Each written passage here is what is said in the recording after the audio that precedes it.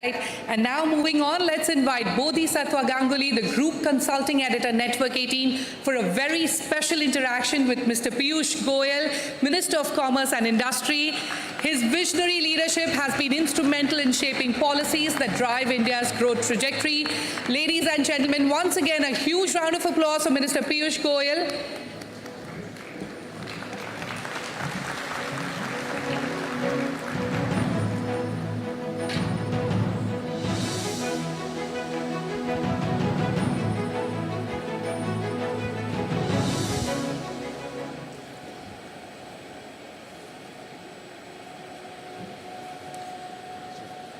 So thank you, Minister. Thank you for gracing the occasion, the 25th anniversary of CNBC. As Shireen mentioned, we are in an election season, so thank you for taking time out from your campaigning schedule. So let me ask you a topical question. We can come to another election maybe a few questions later. But firstly, how are the elections in Maharashtra looking here? Outstanding. I've just returned yesterday after a tour of Marathwada and Western Maharashtra. At one point of time, a stronghold of the Congress and Mr. Sharad Pawar. But I can clearly see the winds of change even in those areas. Mumbai, Konkan, of course, will be a complete clean sweep for the Mahayuti, the BJP and its allies. But all in all, now everybody seems to have accepted the reality that the Mahayuti government is going to come back. The people of India do want to see a government aligned with Prime Minister Narendra Modi's vision to make India a developed nation by 2047. And I do think, looking at the kind of governance that the government led by Mr. Uddhav Thackeray had given to this state, people don't want to see a repeat of that. So I can clearly see before my eyes, once again, Prime Minister Modi leading from the front. In fact, he's here this evening at about 4:30 p.m. at Shivaji Park. And we are all eagerly awaiting the message that he will give us today. So if the Mahayuti were to get a majority, who would be the chief minister? Would it be Mr. Shinde? Has any call been taken on that? We'll decide that once the elections are over. All the four partners in the alliance will sit down, and just as we've made all the decisions very amicably, this decision will be equally smooth. The good part is all the parties hold Prime Minister Modi in such high respect that they believe that whatever decision is taken collectively by all of them and blessed by Prime Minister Modi will be final. Because in a sense, the BJP gave up the chief ministership when the Shiv Sena split 2 years back. I don't agree entirely with that. I think it's not a question of giving up chief ministership or accepting it or demanding it. It's always a consensus that you draw up amongst friends. It has happened in the past. For example, in Bihar, we had many more seats, many more legislators than the JDU. But we still chose to agree to have Mr. Nitish Kumar as the chief minister. So similarly in Maharashtra, we thought that Eknath Shindeji should lead the state the second time around when we came in after 2022. And I think he's done an absolutely fabulous job. So one of the features of the Maharashtra elections is obviously the Ladki Bahin scheme, which is supposed to be a game changer. But there is also, a debate on the culture of reveries and freebies, and both groups, opposition parties, you often blame the Congress for the kind of, what you call excessive welfare in Himachal and Karnataka. Why is this scheme any different? First of all, I'll just correct your choice of words. It's not supposed to be a game changer, it is a game changer. And almost every feedback that we are getting seems to suggest that women across the state of Maharashtra, and nearly 25 million women have already received 5 installments of 1,500 rupees each. That's about 7,500 rupees. We plan to increase that to 2,100 per month. So effectively in the next 5 years, every woman in that age group would be receiving nearly 1.25 lakh rupees. In terms of why we believe the scheme is good for the state of Maharashtra and for our women, I'd like to clarify that Maharashtra being a prosperous state and having a good balance sheet, a good budget surplus, a good situation within our fiscal deficit available to be able to fund such a scheme was carefully considered before we launched the scheme. What we have seen happen in Himachal, where even salaries got delayed, forget implementing the promises that they made. What we've seen in Karnataka or Telangana, where huge promises or guarantees were given and the people were told, khatakhat, fatafat, you'll be getting all of these things. Unfortunately, for several months, if not years, they're still waiting to receive those promises or have those guarantees implemented because the states did not have the capacity in the first place to implement it. Maharashtra, we carefully considered it and it was a part of our budget announcement. So it was not something out of the budget or a future promise which would lead to fiscal imprudence. Second, all of us in this room from the business world know that a twin track approach, on the one hand, deep investments in infrastructure, promoting industry, promoting business, has been the credo of the Modi government. On the other hand, Prime Minister Modi from 2014 has consistently focused on bringing the women of India into the mainstream, empowering them to contribute to the formal economy, empowering them to gradually become equal stakeholders in the national political or economic agenda. Whether it is through the Beti Bachao, Beti Padhao program to ensure that the girl child does not drop out of school. And I still remember my son doing a case study in all the municipal schools, even of Mumbai, coming up with a report that lack of sanitary pads and separate toilet for the girl child were one of the main causes for girl children leaving school or dropping out of school in the classes 4 to 6, even in a city like Mumbai. But Prime Minister Modi, coming from very humble background, recognizes all the difficulties our sisters and daughters and mothers have faced. So if you will see his 10 years, whether it is building 120 million toilets to make sure no woman ever has to live a life of indignity, whether it is ensuring every household gets a cooking gas connection so that they are free from the 400 cigarettes of smoke that they have to take in, whether it is making sure that everybody gets access to healthcare through the Ayushman Bharat Yojana, which is now expanded so that all those who are above 70, irrespective of income, will also be covered under an additional 5 lakh rupees for the old people, or whether it is the Jal Jeevan Mission, which has already taken water from a tap directly to 150 homes, and another 2.5 years later will ensure Nal Se Jal, water from a tap for every woman in the country. 43% of our STEM graduates, and we have the world's largest number of STEM graduates every year, are women today. The idea being that we need to get them into the formal economy, we need to get them contributing to national growth, and therefore Prime Minister always said it will be women-led development. It will not just be the development of women.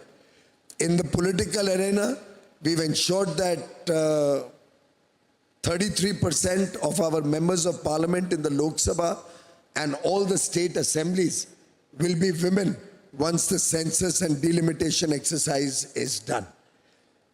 Every single aspect of a person's basic needs, Prime Minister Modi has been focusing to ensure that without discrimination, our women folk come up in life, become an equal stakeholder in the economy.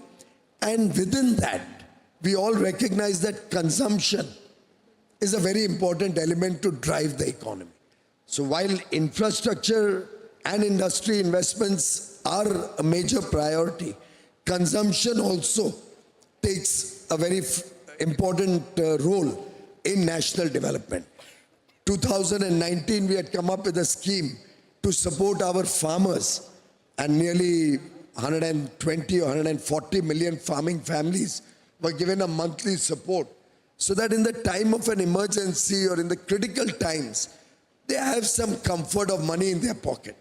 Similarly, I think the Maharashtra government has very wisely ensured that the poor or the lower middle class families, women, have a little freedom, some money in their pocket, in their bank account, given through direct benefit transfer without any middleman, without any corruption. And that gives them the ability, the self-confidence to be independent, to be able to take care of their own, and not to be always stressed out if they want to pay the fees of their children or buy some books for their children, or in Diwali or Dasara or Dhanteras or Christmas or the New Year want to buy some new clothes for themselves, for their children, for their family. These small requirements can be taken care of by them. Similarly, yesterday in Pune, I met one financial market influencer. I think her name was Miss Reshma, chartered accountant called Miss Reshma, who I'm told is guiding all the women who get this Ladki Behna monthly honorarium or support to invest that money wisely through an SIP, through an insurance product, through a savings product. So I think there are several aspects to this which can help transform the lives of our sisters from Maharashtra. And I compliment the Maharashtra government for the very, very timely intervention to support our women. So I'll just pick up on some of the themes that you mentioned.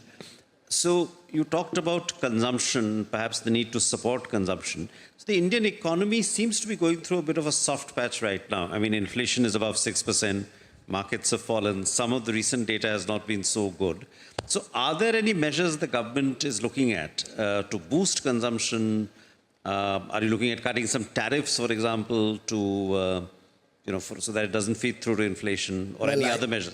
Bodhi, first of all, I think everybody in this room will at least recognize and appreciate that to pick up on what Ms. Bhan just said, audacity of ambition, audacity of hope, this government hasn't ever fallen short of audacity of action.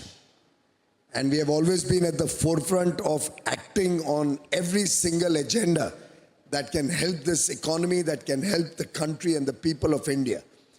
As far as the inflation goes, the kind of synchronized action that both on the monetary policy front and fiscal policy front, government and the Reserve Bank, and you'll hear it from Shakti Kanji when he comes, have been, for the last 5 or 6 years, been very, very actively intervening, has helped India remain one of the best performing economies in the world in terms of inflation management. In fact, if I'm sure CNBC TV18 with its glorious research team must be doing the data analytics, the inflation under the Modi government for the last 10 years, average inflation has been the lowest India has seen since independence. In fact, when the Monetary Policy Committee came out with their recommendations last time around, they had predicted this month, the last number, to be a spike in inflation. It is not something which is rocket science. I see all the top honchos of the stock market here. They could have told CNBC TV18 the same thing if you had asked them. It was not any surprise. But at the same time, we all recognize that we're going to see that falling again by December or January. I think we are all smart enough to know what's happening, what the base effect is, what are the factors, what was the festival demand. Similarly, in terms of softening of demand, I have 2 points to make. One, I think it's time that industry also and businesses also look at consumer choices and consumer demand for more attractive pricing. And I was just looking at the numbers of a company, an automobile company which just went public. The same would probably go for most of the automobile companies of significance. I was seeing an EBITDA of more than 21%. I was seeing a PAT possibly of 9 or 10% on their balance sheet. I was seeing that they have invested $200 million 25 years ago. But in the last 10 years alone, I didn't have the time to research all 25 years data. Maybe Rahul, your team can help me with that, with a complete analysis. But in the last 10 years alone, on an investment of $200 million, they have already remitted dividend and royalties of upward of 12 or 13 billion dollars in 10 years. They are sitting on a market cap of which their own holding is still about $15 billion. And I still don't have data of how much they are supporting their own suppliers, international suppliers, maybe their subsidiaries or other companies. And aggregate returns on their investment, I think anybody in this room, if you calculate, it's phenomenal. It's been staggering. Staggering. And they have a huge demand in India. There's a huge competitive edge manufacturing in India gives you. So I think if smart business people start offering better pricing, better value for money, I'm sure the market will give them a boost.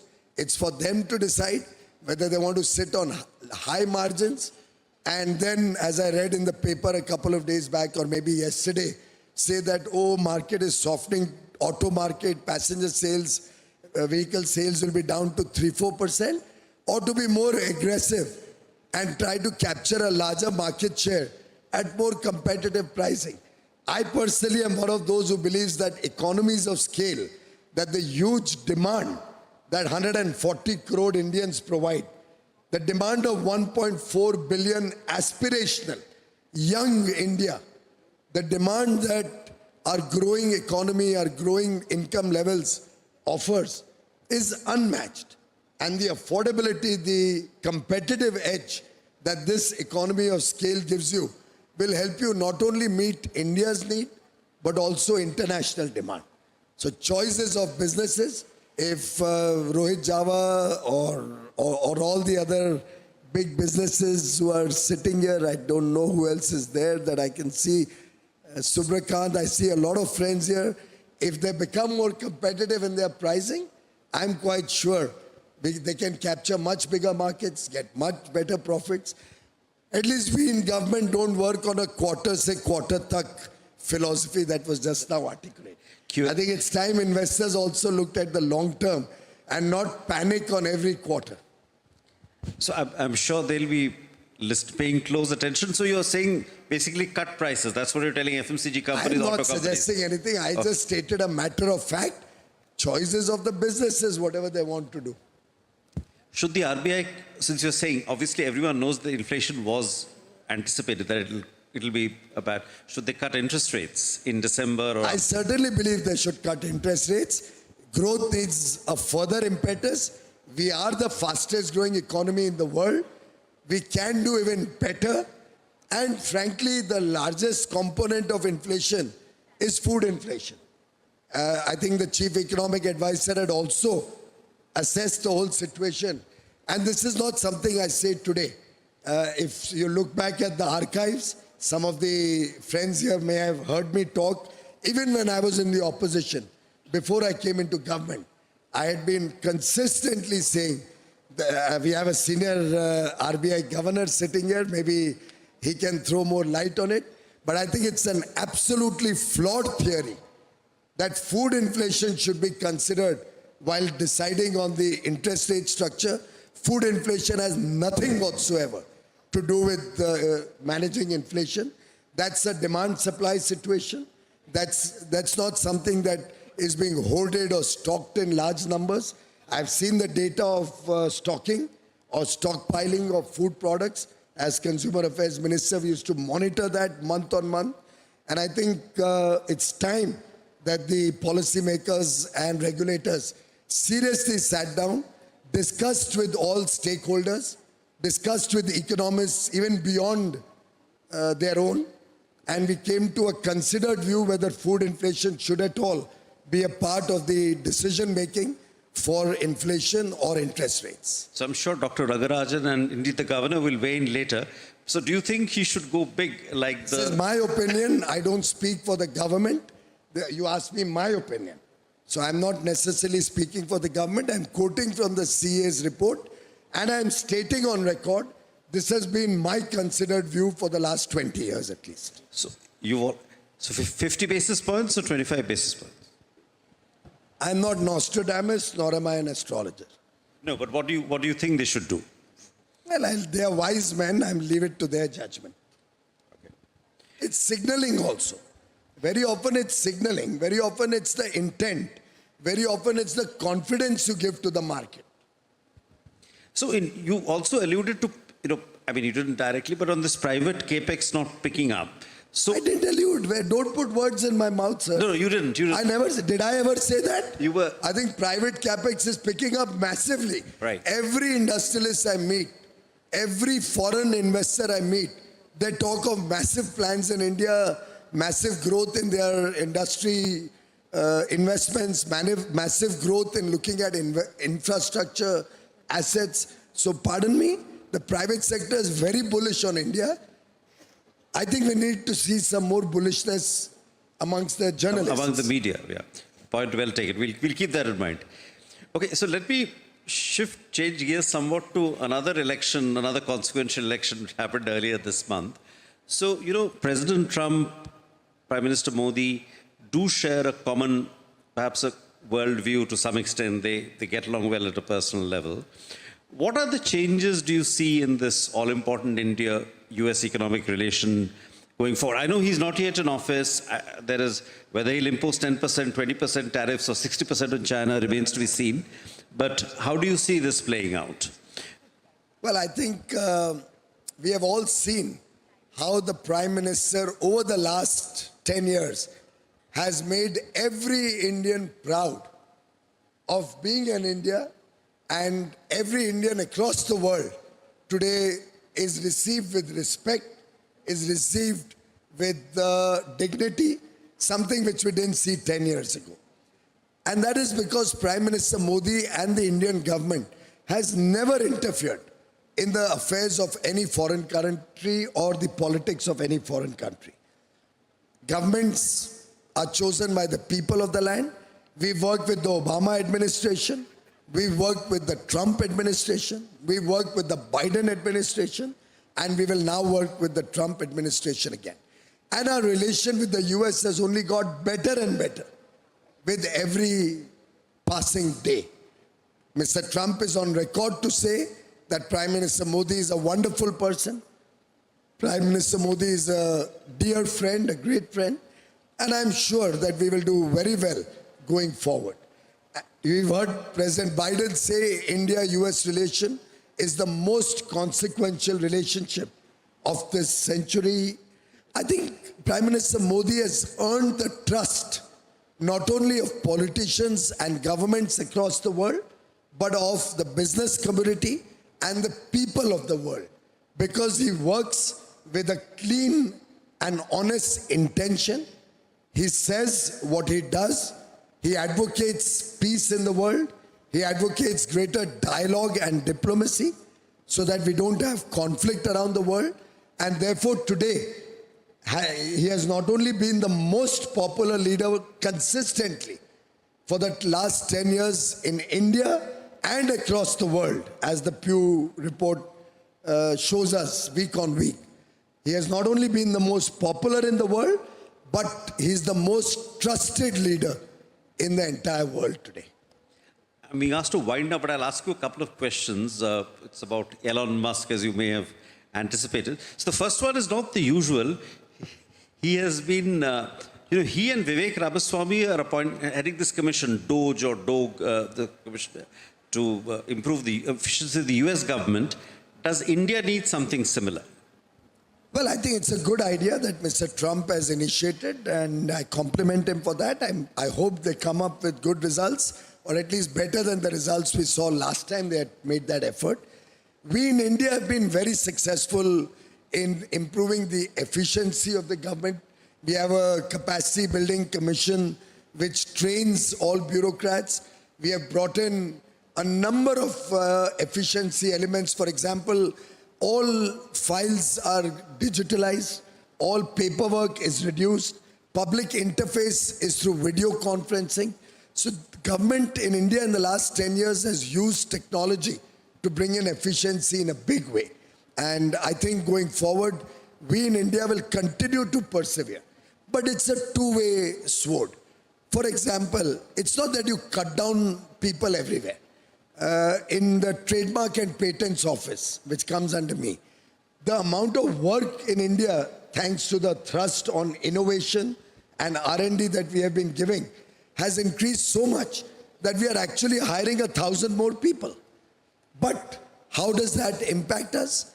Before we have hired them also, in the last 10 years, the number of patents we have granted have increased from 6,000 in 2014 to 100,000 in 2024. Look at the pace of growth, and that's before the new people have come in.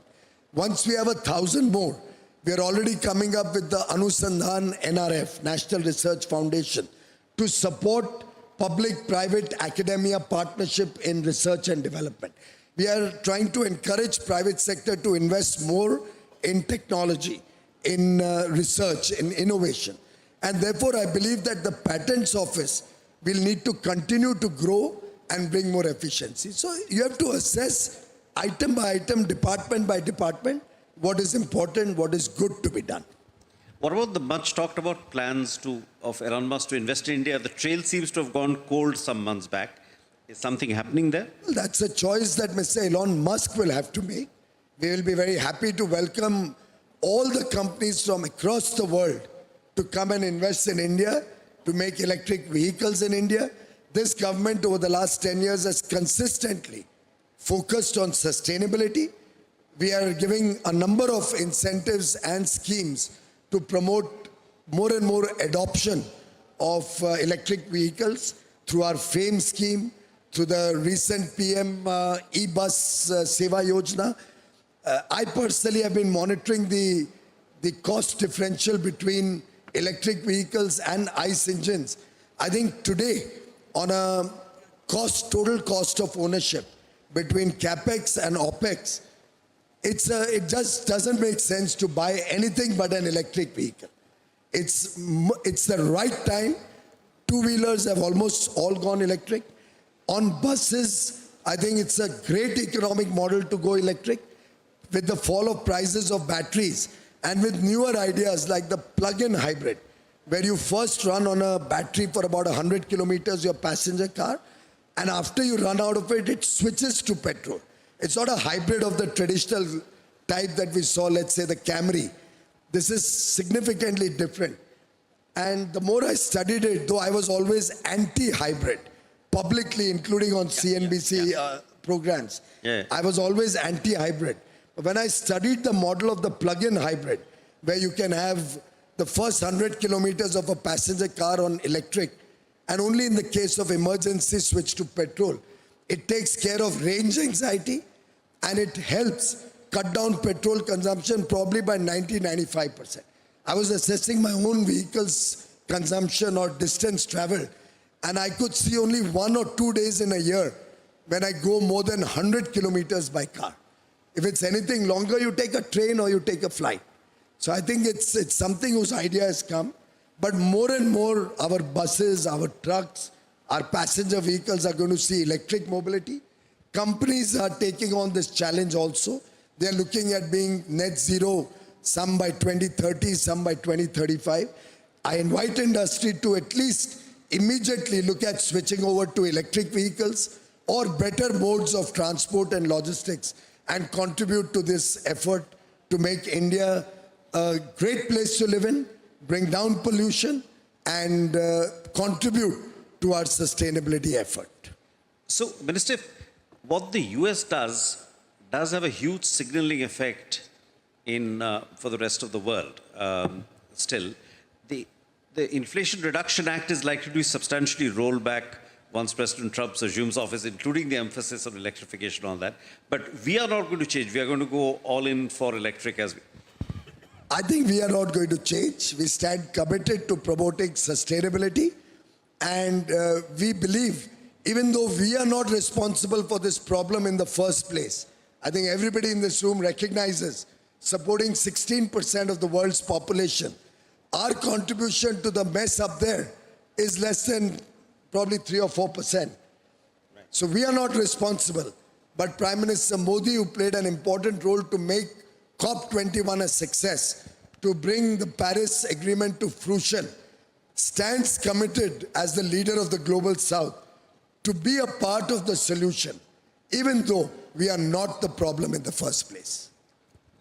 Thank you so much. Thank you so much. Let's see it.